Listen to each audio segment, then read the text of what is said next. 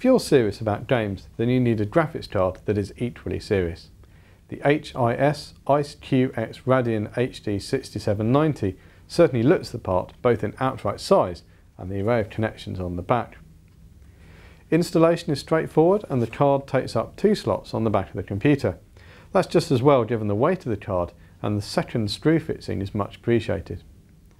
It's also a good idea to make sure that you have a power supply that is up to the task. 500 watts is recommended, and the card uses 2 6-pin PCI Express power connectors at the top. Now, there are adapters for ordinary Molex power adapters if your power supply is up to the task but doesn't have these PCI Express connections, but you will need 4 spare connectors inside. The back of the card has plenty of display adapters. There are 2 DVI connectors, one of which can be used with an analog VJ monitor using the supplied adapter. There is also an HDMI 1.4 socket, as well as 2 mini DisplayPort sockets for a total of 4 connected monitors.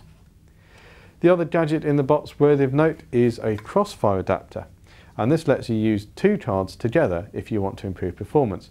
It just connects on the top like that, but you will need a 600 watt power supply if you decide to go down this road. HIS overclocked this card by design. This is a term that means running the card faster than the standard designed speed. This would normally lead to a noisier card due to the extra cooling required by the design, but this card claims that it is quieter than even the standard AMD design.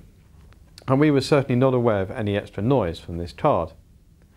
Software installation was straightforward, as long as you remember to uninstall the old graphics drivers first. The CD contains the drivers for the card, some HIS wallpapers, and the AMD Hydra Vision utility for setting up multiple monitors. Our standard test game racer ran between 140 and 170 frames per second. Both of our test flight simulators did well too. DCS A10C ran at around 50 frames per second at our standard test setting of the low quality defaults. What was impressive was that this performance was kept up even when the targeting screen is turned on.